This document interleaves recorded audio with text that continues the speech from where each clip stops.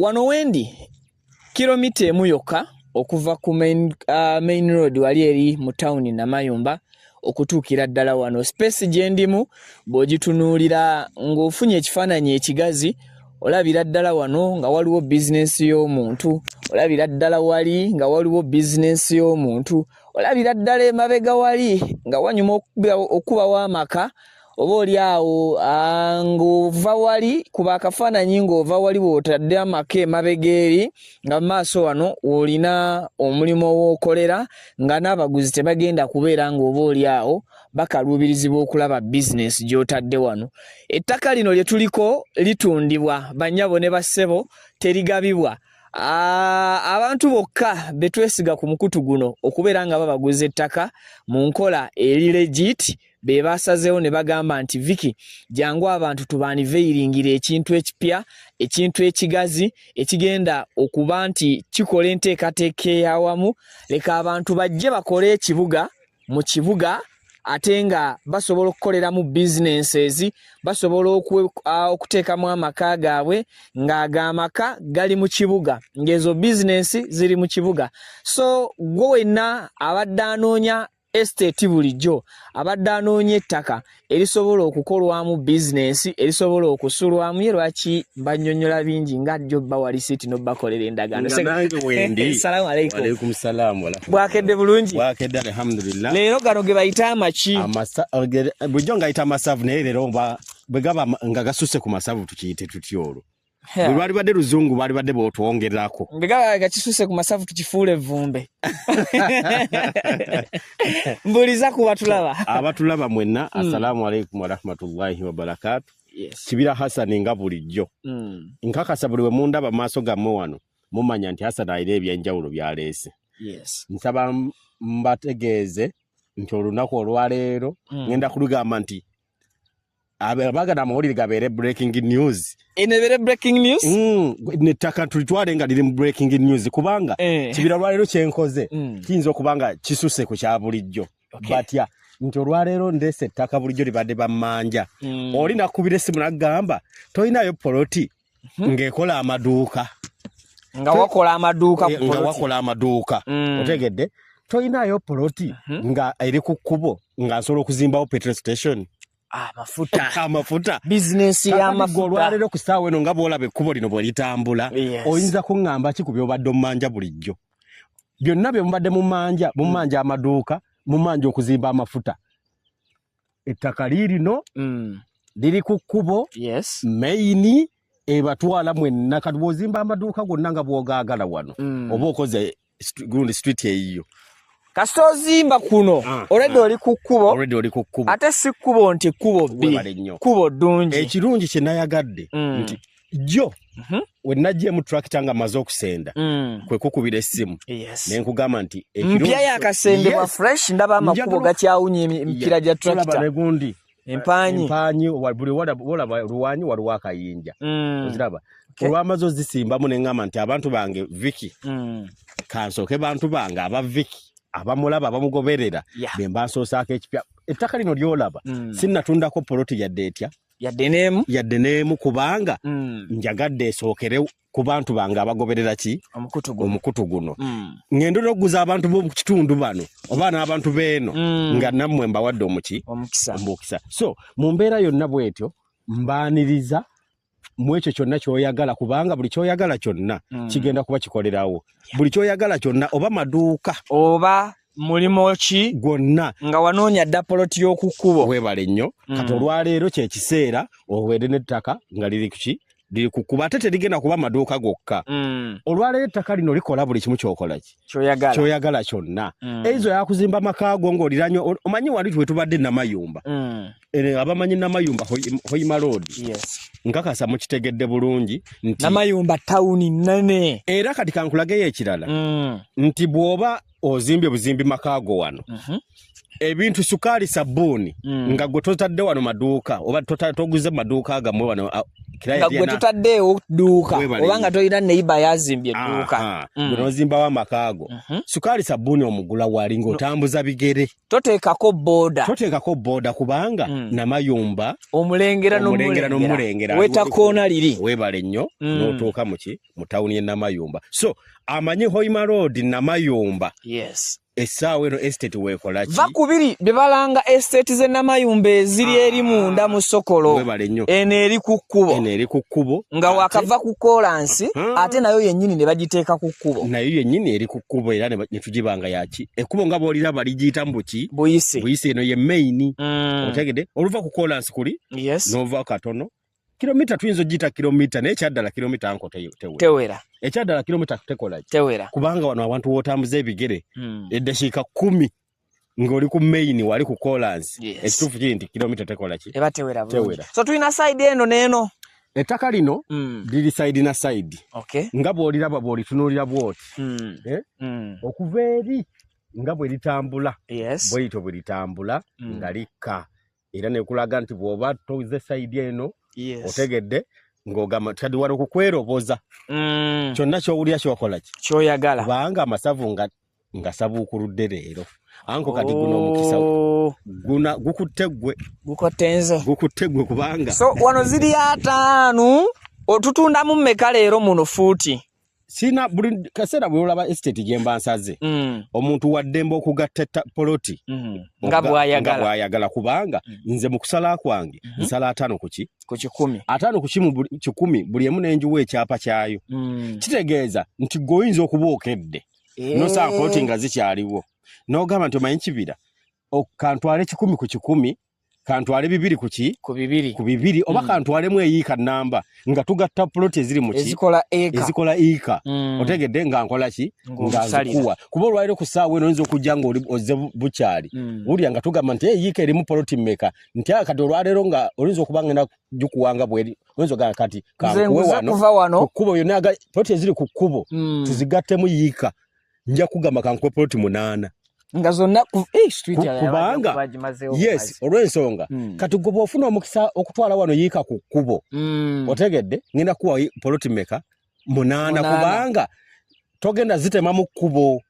zonna zisigala kitole zeekutte ekintu kimu mbayigirize ne ku by'ettaka nti olwaleero bwe tufeka abagula amataka abagula ettaka nti yiika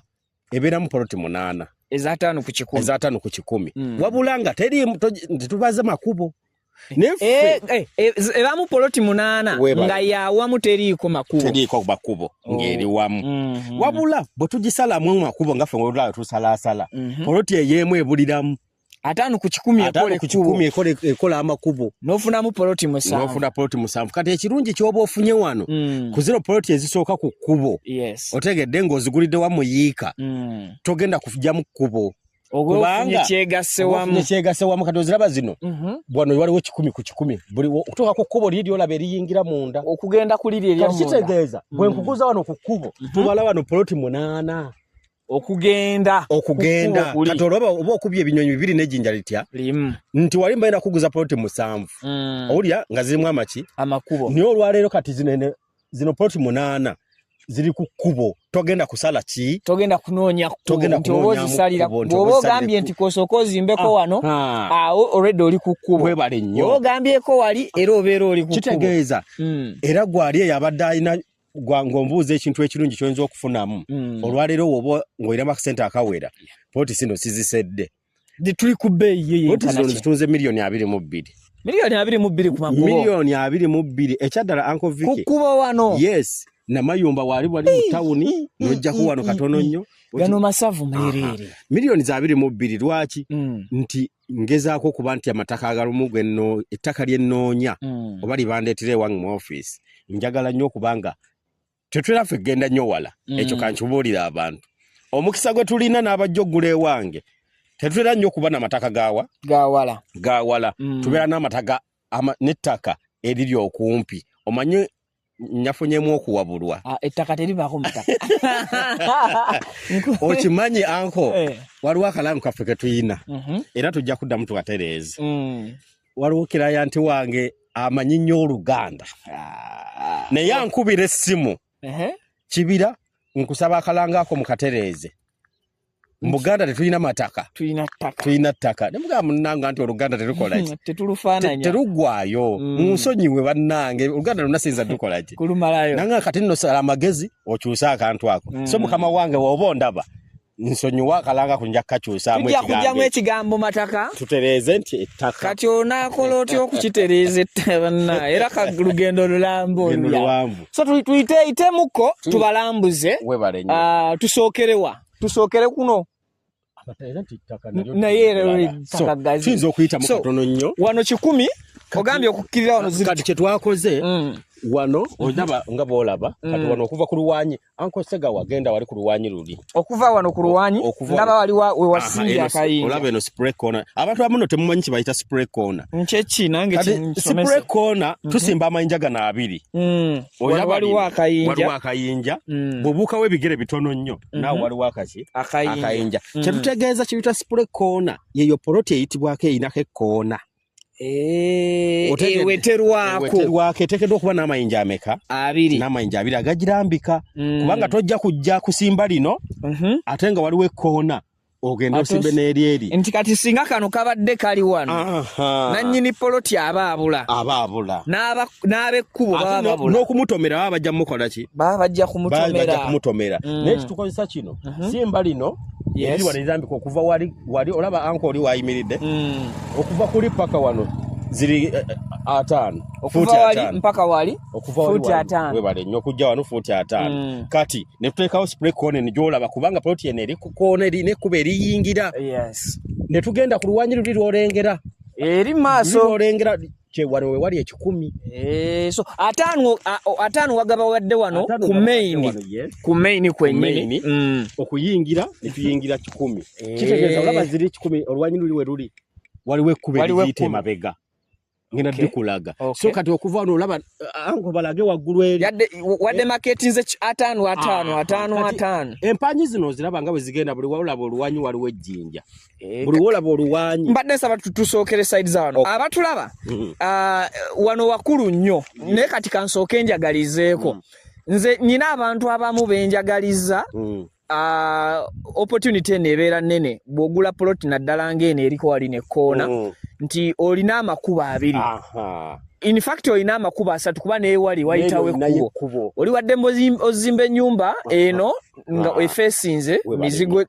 ojja bizinesi n'eri ne wali nga bizinesi kati n'osalawo okuteeka eri emizigo okikanji kutereereza bulungi kyewaddala okutegereza kiraya nti waffe nti gwaguze poloti eno erina amakubo gati gali ameka 3 nti kulayini eno owakola 5 osobola okusibako amaduuka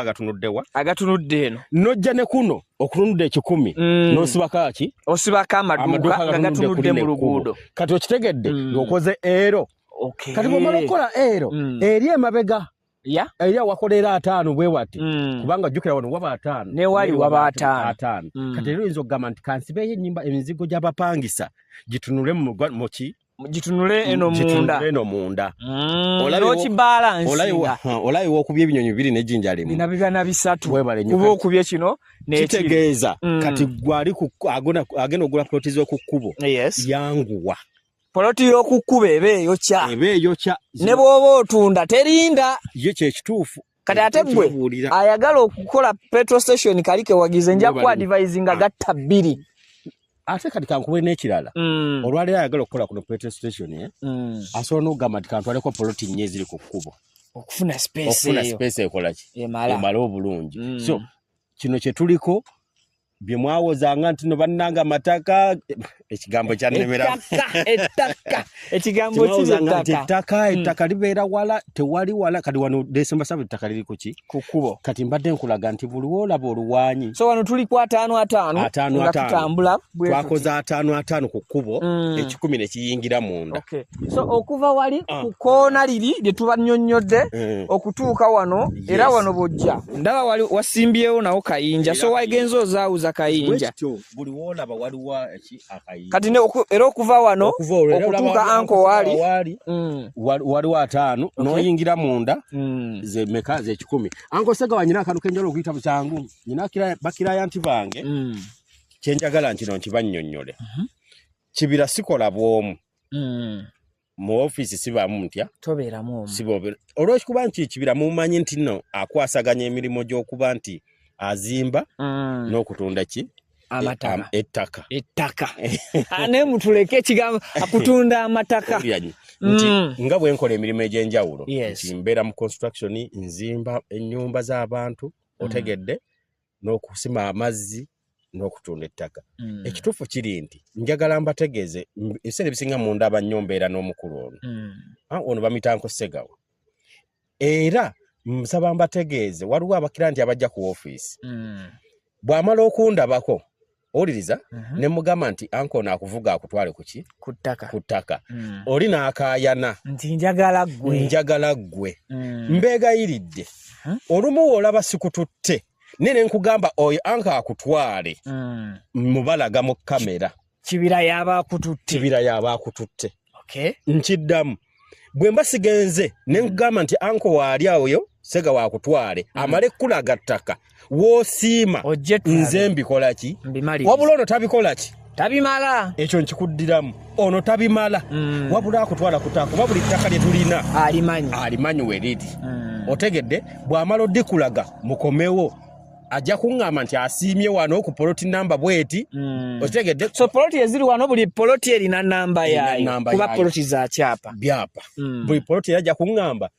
musiimye wali ku 212 mba ntegera weekola ki nkebera bukebezi ku skeeki ne mmanya poloti gyakoze eki gyasiimye ebisigadde ne mbimala era ono tajja kuwa namba ye ya simu talina lukusa avunaanyizibwa kulambuza bulambuza era bwe mumala okuvaayo akugamba kubira kibira mumalirize so nsaba mbategeeze so first tugiintroduce nze officially tebakugamba nti akulambuze n'ogamba nti ate ono nga si y'ekibira wabula bw'onsanga nga siri bize otegedde tugende ffenna nga nange kwendi nkulambuze era tujja kubawo era naye noono mbeera naye otegedde so wakukido era wemba siriiwo ono yagenda mu maaso n'ensonga ezigenda muki ate olulala nja kubanjulira wemba siri ku sayiti mu byokuzimba nja balaga omulala nti ono wemba mugambye nti genda naye ku sayiti otegedde asobola otubalira n'aleeta ebipimo ekyaddala anko waliwo obanga kyekigiyisa kampani bannange tebaamu mutwe gumu munansonyiwa okubanga nsobodde obbategeeza ensonga eno olw'okuba nti buli muntu ayagala kibira yabaamukola ki yabaamusaavinga kibira tagenda kwekutula ekituufu sijja kwekutula mirundi emeka mirundi 2 so eyo ensonga ngikoze eki eteredde bulungi mpiseewo n'ensonga endala waliwo endala giseewo nga tutambula kuba zirabika nnyingi ez'okuyitawo webale nnyo kati ensonga endala bakirayanti bange mwe abagula amataka abagula ettaka webale nnyo kagambo tujja kukamanyira mukimanyi nti kibira atunda kibanja mpola otegedde mukubanga kibira atunda kibanja mpola sibagamba nti nno ebbanga lyonna tutundenga kibanja mpola manya nti n'oba sente zina eza kashi mbwate ompeeko ekibanja mpola twagala enfise nkibategeeza nti bw'oba olina ssente nga bwe ŋŋambye poloti zino nti za milioni 22 nga ssente zonna weeziri kikuyamba kikole kigwe bwe gamba kibanja mpola bwe ogamba nti nno ssente teziwera tuwogerezeganya tumanya ssente mmeka ezikola ki eziriwo n'osasulako ezo n'otandika okuba ng'osasula mpola mu nsinzira gye twogedde gy'onookola ki ne bwe zibaawo ssente nga zaawamu sasula ekyo kikola eki kiveewo ekirala kakasa nti bw'oba ompeereza ssente nga za ttaka ompulya bano mikwano gyange bano bwe tufuna empola abaweereza akakadde n'aweereza 2 n'aweereza 3 njagala nkikugambe mu kamera mukwano gwange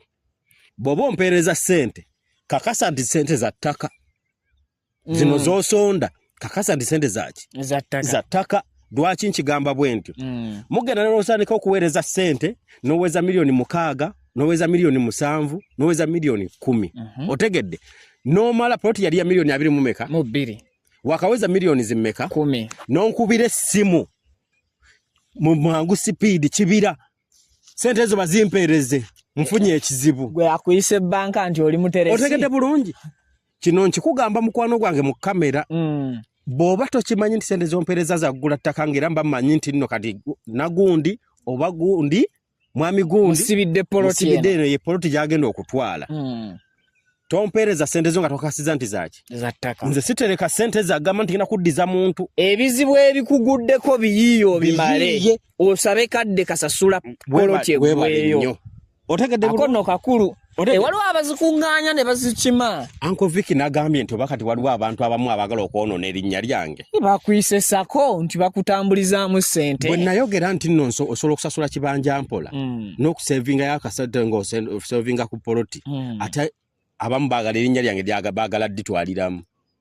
omuntu n'aweereza sente naaba yakaweza miliyoni 10 ompuliriza n'akuba essimu ate agikubira mu sipiidi Kwate mu bunnambiro bw'amala ogikubira n'akikugamba sente zayagala ozimuweerewo ko naye nga ye abadde azireeta mu kasoolesole otegedde bulungi nga nawe bw'oziteeka bwakusindikira akakadde bwakusindikira obi Uncle Vicky njala okubuuza ekibuuzo golooza bw'onsindikira akakadde ku ssimu kuno oza kavaako teekateeka olina okubaako ne charges mitwalo 3 nkulagalayo ekirala nti olumu sente zino zimutusindikira kati nga bamanyi nti ndi mu bizinensi osobola okusindika miliyoni 1 nengera nenjikolamu byenkoze eki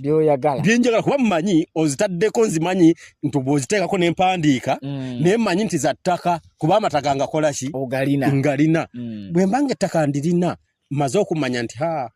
Uncle Vicky poloti yegindi gyagenda okukola ki okutwala kati nze bw'oweereza ssente nsindika na busindi ku akawunti ye nenkola ebyange byenkola ki by'olina okukola kubanga ettaka mba naliguzizza weeriri kati gwe bw'oyagala nga wakampeeza miliyoni 5 7 10 onkubire ku olwo sente ozitwale nzikuweerewo sitereka sente za kubeera awo omanye ennaku zino nsoma amateeka n'ekino kankibabuulire ku nsonga eyo y'emu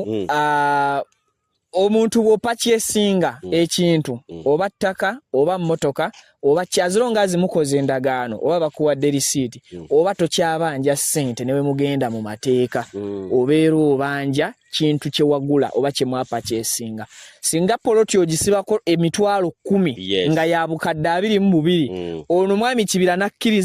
nakkiriziganya naawe nti 10 ndikkiriza nakolera obuwandiiko obulaga nti mutunze akuguzizza ttaka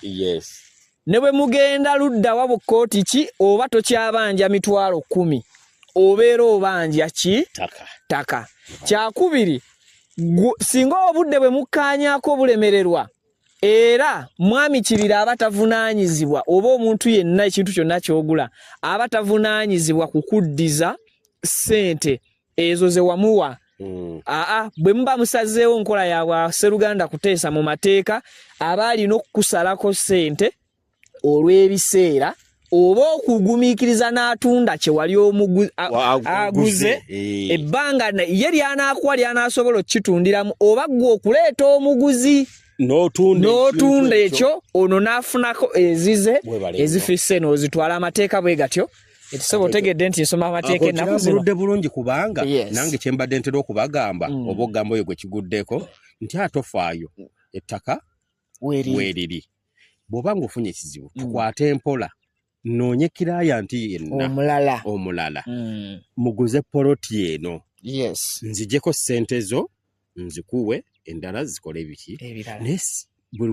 wenkwata sente z'omuntu eyo poloti mba maze ogijjawo nga n'ebirowoozo kubanga jjukira mba sikyaddamu girambuza bagisibye kati nze Uncle Vicky bulwayo bw'ompa sente zo ng'osibye ku ttaka lino n'ompa miliyoni 10 oba 15 eyo poloti eba evudde mu ki mu sketch eba evuddeko era eri muziri tekeni bw'ojja ku office nakulaga wali sketch nti buli poloti kati ng'era estate wennaakagisala ngenda kugikuwa mugundi yayo nga bw'eri ojja gibalaga ebeera nkalu babula bwe mmala okugikuwa bw'omala ogisibako oba ng'ogisasudde ngenda n'engisedinga bagisiiga otegere tugisiiga nti eyeekoze eki poloti 215 ntwale kakati gwe bw'ojja mu wiiki 2 oba mu mwezi nga poloti nazimala manyi nti zonna ziweddewo yali ajagala wamugambe eyo ntwale ate n'ojja n'oŋŋamba ebyo kale amasannyalaze ganaatera okutukuba wano weegali ekyo bayinza okuba obwedda tebannakifaako amasannyalaze gaagano ndi ku muti ate tetuli mu trespass omanye abantu bagamba nti bakoledde ku kkubo amasanyalaze mwegali si miti mipya miti gikoledde gibaddewo ndooza akabanga miti mikadde ne neighborhood eri omulengera ba neighbor basenga dda kuno eri amaka gagali gaggwadde entende ekirungi ekiriwo ekyaddala wantwalira kigambo kyoyinza kugamba nti nno onoga nti ozze wala mu kyalo nedda tolina kyoyogera ozowulira kukola nse emmotoka zitokota ziyitawo ekirala waliwo kati bambi ate kino kye nayagadde ku ttaka lino nti oyinza okubanga kuno ozimbyamu makaago kati bano bawoza nti mbadde ngenda kukolera Kampala toyina nsonga ekutwala Kampala Namayumba tawuni ogirabye ennene kyonna kyoyagala tawuni tugenda gibateerawo awo bagirabe kati oyina ebintu bibiri emikisa gyonna gikola ki giri kuggwe tawuni wali weeri bw'oba ozimbyewo n'akayumbako oba kakiyu kimu gwa n'omanya wetwale buli omu wanso alina obusobozi obukola ekyo kyakola ki kyayagala tetulina gwe tugana kuzimba kyakola kyayagala so mu mbeera bwetyo tubayisizeemu sayidi ndoza zawali ku makubo naye yonna ndoza balaba ate wano waliwo n'akaweweera eno by the way ekisinga okunjagaza estate zo twambukire ndoza wano ekisinza okunjagaza estate kakati kyekiri ndoza kye wabagamba wagula ettaka lino ng'eri likkirira naye ate gwe wakoma we litandikira okukkirira webale nnyo ndooza mukiraba ekintu ekyo yabagamba tagula lutobazi tagula simanya wakwekengera siraga ttaka kyekiri kye mbagamba nti bwe nkuleeta ku ttaka kati Uncle Vicky kati saawa eno gwe gwendeese ku ttaka bwe mba gwe gwendeese ku ttaka bwe mala okulaga nti ettaka liiryo nyina kye nnyongerako ntaliko kubuulira kubuuza bbeeyi webale nnyo ntaliko oyinza wano nno lutobazi kisaalu kisenye enkuba bwetonya kati wano wabeera watya sirina byenjogerera zittaka siryogerera lyeyogerera ekyo sijja kusala ttaka lyakwogerera so ettaka baalisenze bulungi mujje mugule ettaka ku $22,000 ezaawamu nenekera kyempaamu advise abo bakiraya nti oyinza okuba obadde okyerabidde banaye ekintu $2,200,000 lwaki oyagala okigulire mu kibanja mpola ng'osoose kisibako $2,000,000 ako tukalowoozeeko n'ekirala tumanye nnyo ne ssente zino yadde kale n'emirimu yadde tutunda ettaka naye kale sooka otunuuliremu ogambe nti $2,200,000 naye kakadde keŋŋamba okuwa kibira obwebbiri ekituufu ziri nti ziba ntono tugezeeko okubanga twongerako kasente bw'oba wa kibanja mpola ttaka oliraba ekkubo liriyita wakati so tugenda ku kkubo wali erisala mu eno yeyekyengulu yeyekyemmanga kati leero nkyawule ntya kuba ettaka lyo eri ndaba flat anti naye ndowooza lino liba liri ekyemmanga oba liri lyekyengu ndabanga eno yekyengulu ndaba ate eri lyekyengulu byonna era byebitambula ttaka ddungi so mujje mu purchasing bakwano bange naddala abali mu kuba nti munoonya we muteeka amayumba agali ku makubo naye togaana n'ekirala mwe bwe tufuna empolampola mwegatte ne munno mugula 5 ku 10 mujawuzeemu 5 ku 10 mujawuzeemu gwomanyi kye kitegeeza 5 ku 10 anko nja kusaba ogende ku 10 gye kikoona wali tubalage abantu bano 5 ze ziva wano ku kayinja ate n'ekirala olekayo reserve bannange bw'ogula poloti y'okukkubo nga teyina reserve nayo gikyawe 5 mugiraba weeri ndi wano ku Luwanyi Kayinja n'olulala lululi ekkubo nalirese lino liyite eno ekkubo liiriri tegedde fuuti kumpi 3 webale nnyo ekkubo liiriri kyokera nasigadde ndeseeyo kati 10 kiikino wano we kitandikira olaba 10 kiva wano n'oli anko gyali era ne wano n'olekawo reserve yeyekoona kubanga buli olabanga waliwo ekkubo eriyingira walina obaawo kakaavu ako omuntu bw'ajja okubanga fe abavuga emmotoka ojja okola bwoti kyova nsanga nnyo ebikomera nga babizimbye era babiweseemu kano ono gwe tuyita spray corner kakati 5 ku 10 bwe muba mwegasse babiri kino kye mugenda okugabana nti omu ajja kukwatako wano 5 n'ewali 5 musigaze ako nno nako kakulu musigaze wano nga olina side naawe 2 kyokka ne munno wali ajja kuba alina side y'ekkubo nga naye afunye ku kkubo kitegeeza oba ne munno nga muli ba mukwano mwegatte akaapa kammwe mukafune kawamu mwekolera endagaano ebaawula webale nnyo okitegedde bulungi kitegeeza muyinza okugamba nti aleka linyo kyamagezi nnyo bano abantu bange bwe tufuna empola mpola twegatte babiri tugule poti y'okukkuba wano milioni 22 twawulemu bwe tumala okwawula ffenna tuzimbeko emizigo gyaffe egyaki ejawamu egyamaduuka otegedde bulungi kati onoogamba oti oba okyalina kikyoyagala ekirala bulijjo bino bye mubadde munsaba bijjo bye mubadde mukolaki bye mubadde munsaba ekyaddala mbireese kakadde kalabika katukutte so saidi eno poloti gyeziri saidi eno poloti gyeziri kugendera ddala mpaka eri ku kkubo wano poloti weziri ku kkubo milioni 22 Kibira Construction Company Limited yebaleetedde ekijjobe kino then ne saidi eno nayo gyeziri tukonera ddala mpaka ku miti giri ne saidi eri kukoona mpaka ku miti giri kulagamu wano oba wakamera nasobola okukasi manyi jangu otulageko wano pavini kati olaba kino kyenkulaga yes proti nazisaze olanga bwe sketch bwetambula nga bwe tuli wano wenyini bwe tuli otegedde lino lyekkuba erituyingiza lye tuyimiriddemu lino oliraba wano we tuyimiridde wano olaba nga alo zino bwe zitambula wano wakati lino lyekkubo lyonna okuva eri waggulu namayumba kati kitegeeza zino zonna poloti bwe ziri zonna nkalu saidi eri ne saidi tewali gye washedinze kati tewali gye nashedinze wabula singa otwalako poloti eno emu ng'owadde ogisibyeko ngenda gishedinga enkya bw'ogenda okujja ojja kusanga nshedinga eraga nti nagikoze eki nagitunze okitegedde so bweti bwenkola ki bwekibeera bwenkikulaga bwekitambula so kale awo wetuli ku namba y'essimu leero gibayisomerere enamba yange y'essimu tekyuka eri 0755 36 37 82 njagala okubategeeza Kibira Construction gwabadde omupya mutugoberera tuzimba amayumba tuyina liyo estate otegedde tusima amazzi tudaabiriza amayumba renovation tuzikola ekyo abadde bajja batugoberera mulaba amayumba etugakyusa ne tugafuula modern yes ag'omulembe guno ag'omulembe so mutugoberereko ku YouTube kwetuli musembusa Kibira Construction TikTok musembusa Kibira Construction buli wamu mujja kuba mutukola ki mutufuna tulabe engeri tunatambuzaamu emirimu givembuki bulungi ate siri muntu mubi genda ku WhatsApp nteeraako kyoyinza okwagala twogereko tujja kyogerako akadde wekakola ki bwekanaba weekali tulabe kiki tuyinza okutuukako yadde gwe sente z'olina gwe totyagamba nti ate Kibira n'agamba kyoko okiŋŋambeko bona omala okiŋŋambako tulabe tuyita kubanga ffenna twagala tufuna ebirungi so Uncle Vicky nkwebaza okutuwangayo ka time ne tulaga ku bantu bye tuba tuyina andi nange saagala batomere kyovulaba nfuba okufisa akatayimu awo era nebaza nkabaleetera akyatuwadde obulamu tutambula bulungi ku mazima bwe bugagga era tukigamba nti amazima bugagga kasita waleetaako Kibira Construction amazima bugagga ebyange wali obimaze webale nnyo so kale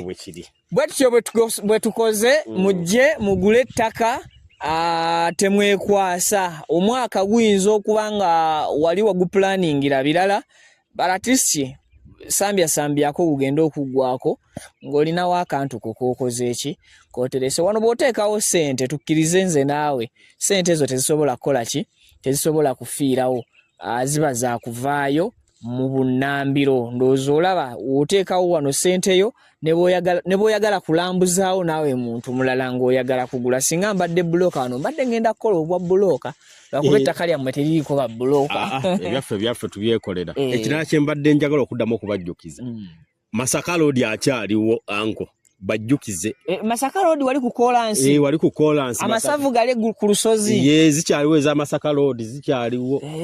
abalaba estate ya Masaka Road tujja gibajjukizaamu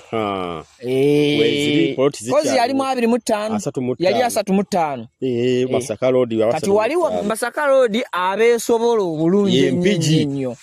nga wakava Mpigi yes awo wennyini weziri kale Munoonyeeko Kibira Construction ebisigadde mubeere ng'ate mubitegeerera ddala bulungi. Ndooza akakubo mukalaba kali malidaadi sana n'abayitako bayitirako ddala bulungi nnyo nnyini ddala mu bufu obufaanagana bwe butyo. Ndooza mbasiibudde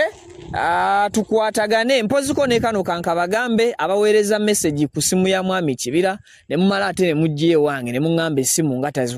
tazikwata message nga taziddamu. Banange nze nyina essimu ezange ziizino naye yiye mugiraba yagikutte. Bwe mbeera mumutereddeko message n'atagiddamu sometimes abeera busy. Ekyo kye kiraga omuntu nti akola. Gweyagala buli muntu w'omufunira nga Eva omukola ki omufuna. Sometimes kiyinza obutasoboka kembeere nze ako tukategedde amanyi babadde bajja nnyo n'agamba nti Mwami Kibira mutereddeko message tanziramu mukubiddeko olusi tankutte. Ekyo tekibeera gyendi kibeera naawe. Ekituufu kiri nti kati kankugambe kino WhatsApp zino nnungi naye ekyaddala waliwo wembeera busy. Omuntu wakuterako message ayagala ku ddakiika eyo yennyini omuddemu naye bw'olaasikuzzemu mu ddakiika eyo mpaamu akadde nfunamu obudde ne ngenda ku ssimu yange ne ntandika okugenda nga nziramu omu ku omu n'omaliriza ate olumu kirungi nnyo oba kati oyinza okuba nga tasobola kukuba direct n'ogenda n'okozesa ki WhatsApp n'okuba bw'okuba ate nakyo kiyinza otwanguyira era bw'olaba sikkutte lekako message mba nja kukuddira. So tokaayana jaga nti nonduddewo manya nti nange mbaako byerumu byemba nkola. Bw'olaba kukwatiddewo manya oyinza okuba ng'onfunidde mukadde akali free. Wow. Kale mubeere bulungi mbasiibudde mweraba. Amanya gange nze Kibira Hassan okuva mu Kibira Construction Company Limited. Tutunda amataka, tuzimba amayumba, tuddaabiriza amayumba, renovation tugikola, tusima amazzi. Ffe aba Kibira Construction Company Limited tutunda amataka ag'ebyapa ag'endagaano ku makubo ag'enjawulo okugeza Hoima Road, Bombo Road, Masaka Road, Mityana Road. Ate tukiriza ne Kibanja Mpola. Osobola tukyalirako ku ofiisi zaffe ezisangibwa Ssenge wa Kiso oba tukubire ku masimu gaffe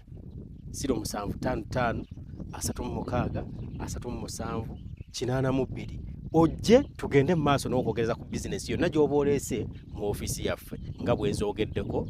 waggulu. Tujja kwataganira wamu kubanga bye tukola tubikola nga biri mu kkubo golokofu. Buli kimu ekigwa mu construction company tukikola. Bw'oba olina ky'oyagala okwebuuza era tukyalireko ffe ba Kibira tukubire buli kimu tusobola okukimala. Ntuusa omukisa okubabuuzaako nti assalamu alaikum wa rahmatullahi wa barakatuh.